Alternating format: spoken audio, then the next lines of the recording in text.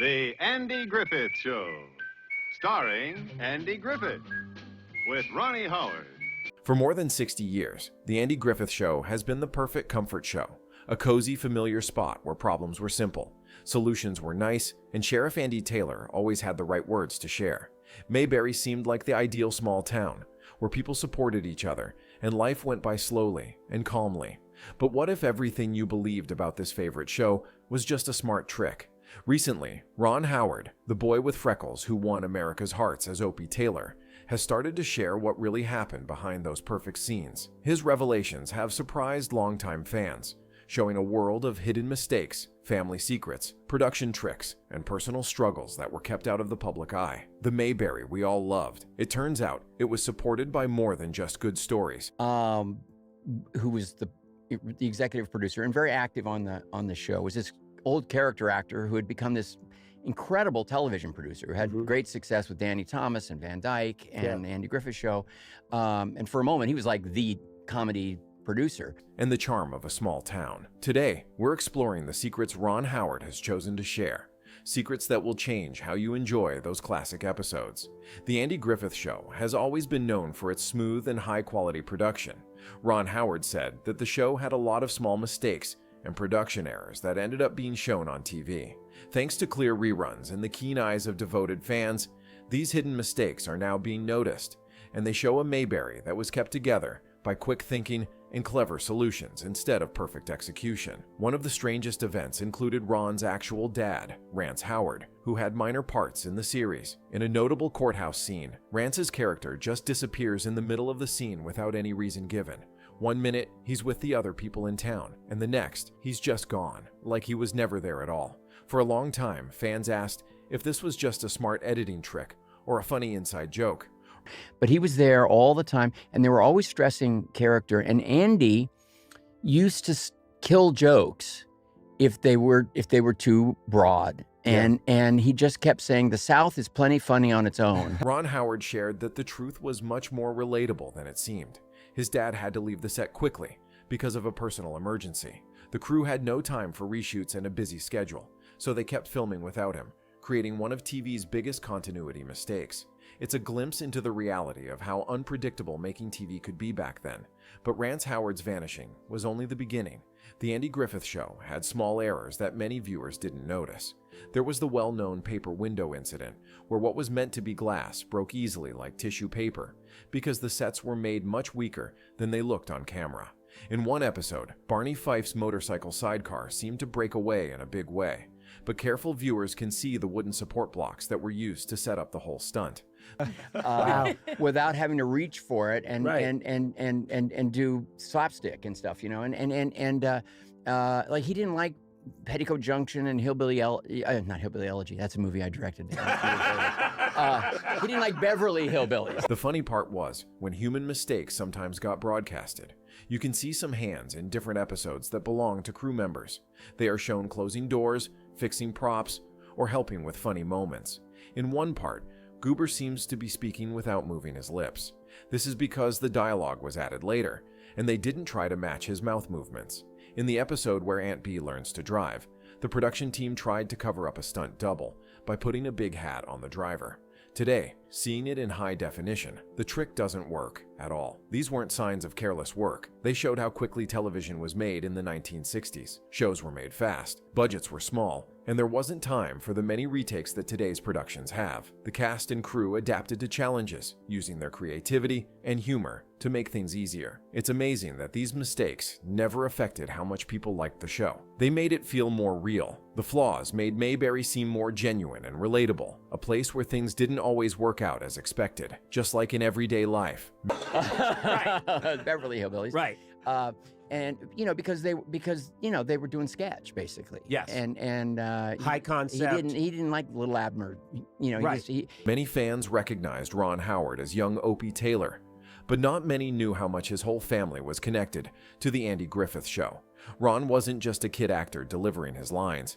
He was part of a family team that influenced the show in ways many viewers didn't realize. Ron's dad, Rance Howard, wasn't just a guest star sometimes.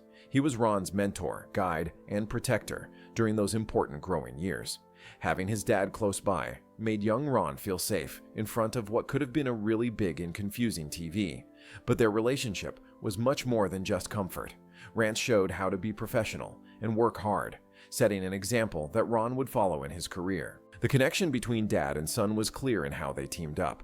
When Rance entered a scene, he did so with full attention and commitment, qualities that Ron picked up on without even knowing it.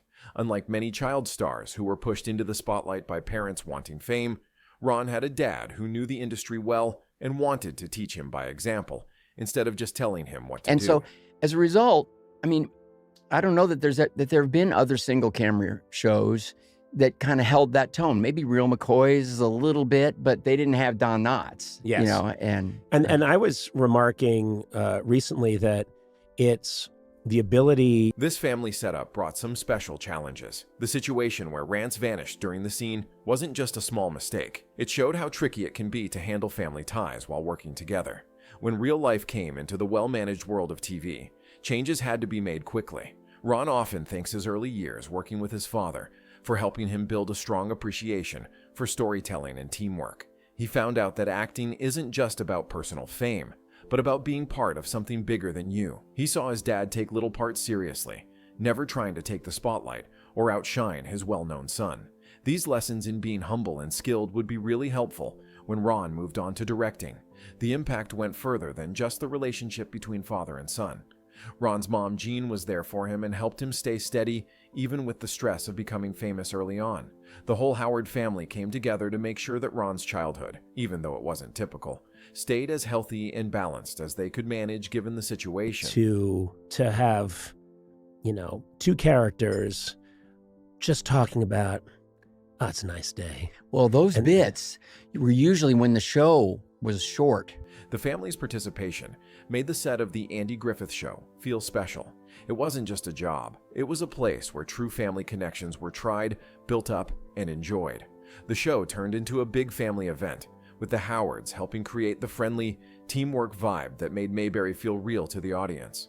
On screen, Mayberry looked like the kind of town where everything ran smoothly. The buildings looked strong and sturdy. The streets appeared naturally worn from years of use, and the whole place had a feeling of lasting stability. Ron Howard said that this perfection was mostly an illusion, something that needed ongoing creativity and problem-solving to keep up. Mayberry was really made on a tight budget, with methods that didn't always stand up to careful examination. The sturdy-looking buildings were often just painted plywood fronts that would wobble in a strong wind. The famous courthouse, which is at the heart of much of the show's story, was mostly built with light materials. These materials looked good on camera, but seemed weak if you examined them closely. Yes. And they would come, so we would shoot Monday, Tuesday, and Wednesday, single camera, rehearse on read on Thursdays, rehearse Fridays, shoot Monday, Tuesday, and Wednesday. And several times, these scenes that you're, the kinds that you're citing, usually between Don and Andy.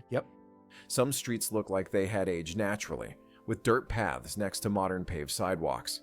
This strange mix was something many people missed because they were focused on the characters and stories. Props often broke down at the most inconvenient times, which required quick thinking and clever fixes that the audience never noticed. The real magic wasn't about having the best gear, it was about how the cast and crew could adjust when things didn't go as planned.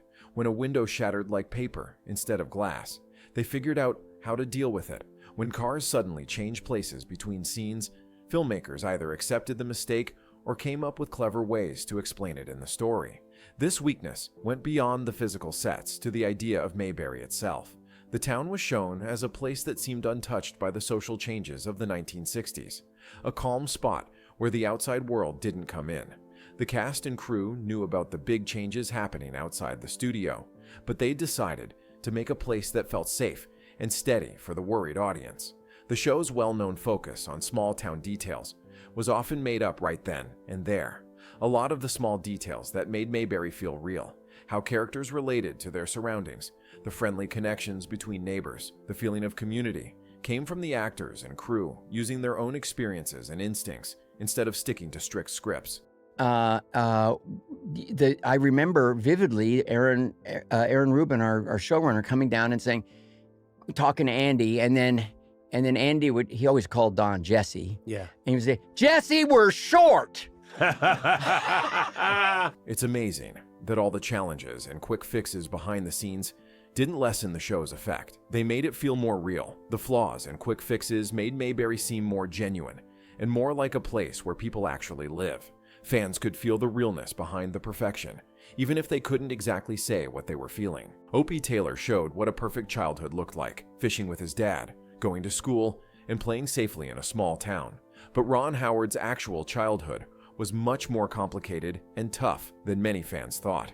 Under that nice appearance was a young boy facing pressures and responsibilities that would be too much for many adults. Since he was a kid, Ron's life was shaped by the needs of acting professionally. This wasn't just a fun after-school activity or a weekend hobby. It was a full-time job that needed discipline, memorization, and performance skills that were much more advanced than his age.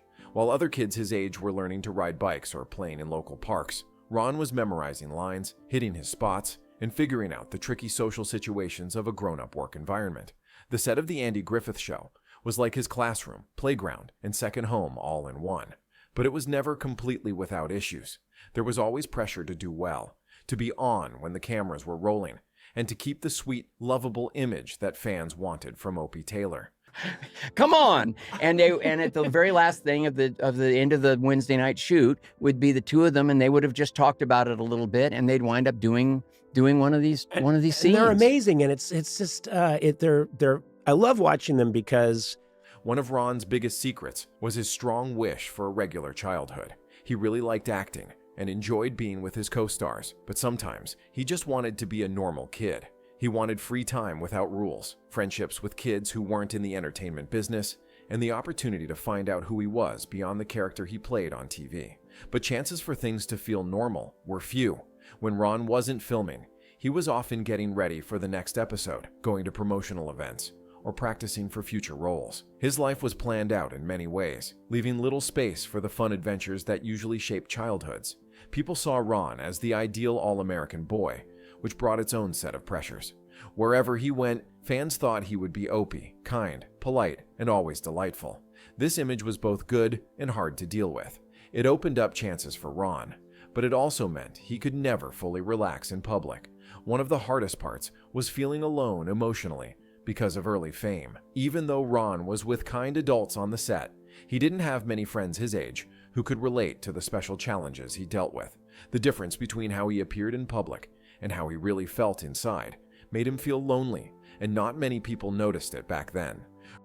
they're just playing the silences, and it's so well. And of course, you've got these two consummate, beautiful actors. They're just such great comedic actors, but just, oh boy, it's a nice day. Ron's parents tried their best to keep him safe from the tough parts of being a child star, but they couldn't completely protect him. The entertainment world in the 1960s didn't have many safeguards for young actors, and the long hours and grown-up duties were tough, even for a strong kid like Ron. It's impressive how Ron turned his early challenges into strengths as he got older. The discipline and professionalism he picked up as a kid helped him a lot as a director when he grew up. His experiences of feeling different and alone allowed him to relate to actors and share more relatable stories. The pressure he felt to be perfect showed him how important it is to be real and to make workspaces that are safe and supportive. The Andy Griffith Show felt real not just because of the writing or acting, but also because of some behind-the-scenes methods that most viewers didn't know about. Each episode used practical effects, smart staging, and classic TV tricks that made viewers believe Mayberry was a real lively town. The show's funny moments relied a lot on well-planned tricks. The times when Barney Fife had trouble with his gear weren't just accidents. They were carefully planned moments using hidden strings, help from off-screen, and props made to break down at just the right time. In that well-known scene, when Barney's motorcycle sidecar came loose, it wasn't because of a mechanical issue. Instead, it was all about smart design, using hidden wooden supports to make the fall seem natural. Sure is, isn't it? Yep. Yep. Yep. You're watching it and you're thinking, I have this theory that comedy has been increasingly compressed to the point now that when any series starts, animal scenes needed their own unique kind of production magic. The well-known drunk chicken from the episode Aunt Bee the Crusader is a great example. The story hinted that the chicken had found some moonshine, but the truth was much simpler. The team had tied a thin, almost unseen line to the bird's head and carefully pulled it off camera to make it look like it was stumbling around drunkenly. It was both believable and kind, a straightforward idea that brought laughs without using a drunk animal. Sound design was very important in making these illusions convincing. Sometimes, if you listen closely, you can hear directors giving hints or helping actors with tough parts. In one episode where Barney surprises everyone, you can hear someone off camera telling Don Knotts when to come in, a detail that ended up in the final show. The show used a lot of editing tricks to fix mistakes or make the physical comedy even funnier. Lots of scenes that looked like they just happened were really put together from different takes, using signals from off camera and careful timing to make it seem like people were interacting naturally. The well-known courthouse scenes needed careful teamwork among actors, camera operators, and crew members to create the vibe of a busy, real space. They have to start at the most dramatic moment, and then that turns out it's a flashback. Right. Because they can't start slowly. People can flip to another streaming platform too quickly. Right. So every show starts with... Sometimes, the actors needed help that the audience didn't see. When physical scenes needed more than the actors could safely do, stunt doubles were quietly used. The episode where Aunt Bee learns to drive had a stunt woman wearing a big hat, a disguise that seemed smart back then, but is really obvious to people watching in high definition today. The lighting and camera work added to the magic too. The warm golden look that made Mayberry feel so welcoming was created using special lighting methods and camera filters. The town's streets and buildings were filmed from angles that showed off their charm, while hiding signs of their low-cost construction. The production methods used weren't only about the technical side. They were clever ideas that made the show more enjoyable. The cast and crew were proud of their clever methods to make a big impact using few resources. Their new ideas became a key part of the show, adding to the friendly, caring vibe that made Mayberry so loved. The Andy Griffith Show showed a simple world of friendships and lighthearted fun, but the real relationships behind the scenes were much more complicated than many fans knew. The friendships were genuine, but there were also tensions, personal challenges, and emotional tolls that came with keeping Mayberry's charm week after week. Main character has 5 bullet holes in them and is screaming, and then you cut to 2 weeks earlier. And I think they don't trust us that this is going somewhere. Right. And there's a lot of parallel editing and everything, and just the idea that the main focus was the friendship between Andy Griffith and Don Knotts. Their chemistry on screen as Sheriff Taylor and Deputy Barney Fife looked easy, but it was based on real respect and a strong personal bond. Griffith really liked how Knotts always got ready so well and had great timing with his jokes. Knotts appreciated that Griffith was a calm and steady person, especially when things got hectic during TV production. The two actors found their own way to work together, often adding little touches that made the scenes even better than what was originally written. They knew what each other was good at and teamed up to mix funny moments with real emotions. This partnership had its challenges. Knotts, even with his funny talent, was well known for being really nervous about his shows. He would fixate on scripts and daily footage, always doubting himself, even though everyone around him praised his work. Ron Howard had a special role in this situation. Not the carefree kid fans thought he was. Young Ron had to juggle schoolwork, a tough filming schedule, and the pressures of being a rising star. His parents worked hard to keep him safe, but even they couldn't fully protect him from feeling alone because of fame at such a young age. Don Knotts, leaving after 5 seasons, changed the show's feeling a lot. The decision was friendly and done well, but it created a gap that could never be fully filled. Griffith later said that the show was never really the same without Knotts. The smooth flow they had created was interrupted, and everyone on the set noticed the difference. The stress of trying to be perfect affected everyone involved. Even with the friendly vibe, there were times when stress almost got out of hand. The busy production schedule gave the cast and crew hardly any time to handle their personal lives and individual challenges. Some cast members faced personal struggles, worries, issues in their relationships, and the tiredness that came from trying to meet high expectations. That one of the most popular shows in television history could often consist of people playing things in that pace. And the fact that the show really does endure. I mean, it's actually on like all the time, and especially over COVID. The success of the show brought its own special challenges. Everyone knew that many families were counting on them for comfort and fun. This task was both motivating and a bit too much to handle. The cast and crew really wanted to keep up the high standards that audiences expected, even while facing their own personal challenges. Even with these challenges, the friendships made during the show turned out to be strong and lasting. Years later, Ron Howard would happily remember surprise visits from Andy Griffith and Don Knotts to the sets of his directing projects. These get-togethers weren't just about looking back. They showed that the friendships had grown and lasted even after filming ended. For Ron Howard, The Andy Griffith Show was more than just a job as a kid. It was a great lesson in storytelling, working together, and being kind that shaped his whole career. The lessons he picked up on those Mayberry sets laid the groundwork for how he directed, creating films that would connect with millions of people many years later. Even as a young actor, Ron was taking in much more than just his lines. He was around great professionals like Andy Griffith, Don Knotts, and Francis Bavier, and he saw up close how important teamwork and respect for each other can be. He noticed that humor could be kind and also a bit biting, that stories about characters could connect with people from different times, and that a workplace, even if it was based on falsehoods, could feel like a family. I kept hearing from people that yeah. it was like a lifeline, for them. But here's the thing. How lucky was I to grow up in that situation where, in fact, the environment was set up for actors to not improvise. These early experiences showed him that the best entertainment comes from real human connections, not from flashy effects or complicated stories. The honesty and friendliness that characterized Mayberry showed up in every movie Ron directed later, from close character stories to big historical films.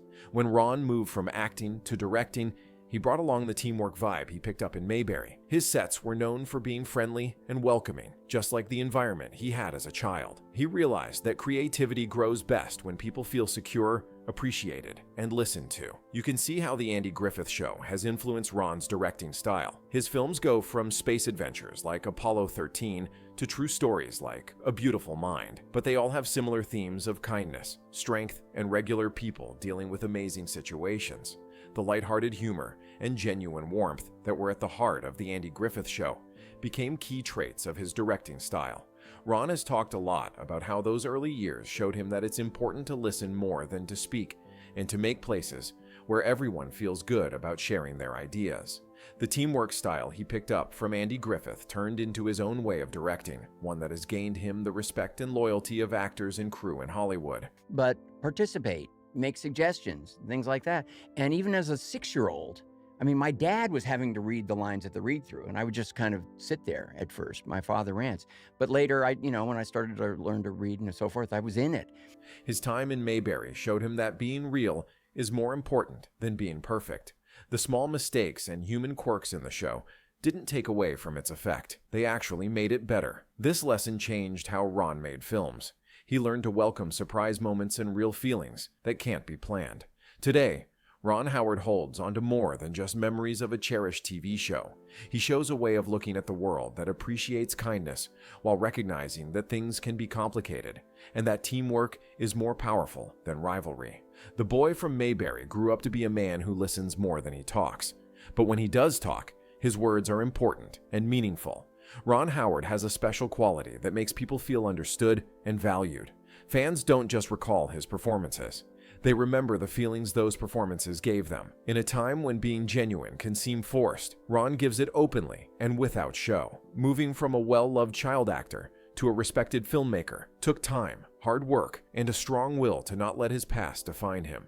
Ron really values his time on The Andy Griffith Show, but he put in a lot of effort to be seen as a serious artist on his own. This wasn't about turning away from his Mayberry roots. It was about growing from them. The things Ron has talked about regarding the show's hidden secrets, production issues, and behind-the-scenes truths don't take away from its legacy. They make it even better.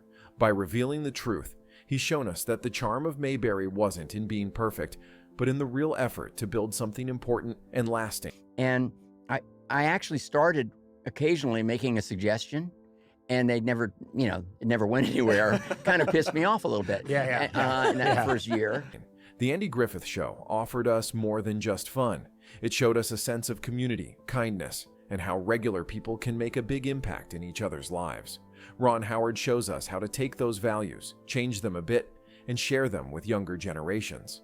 The boy from Mayberry grew up to be one of Hollywood's most respected voices, but he always remembered his roots and the lessons he learned on those well-known streets. By sharing these secrets, Ron Howard has given us a special gift, the understanding that the values of Mayberry were real, even if the town itself was just a lovely illusion.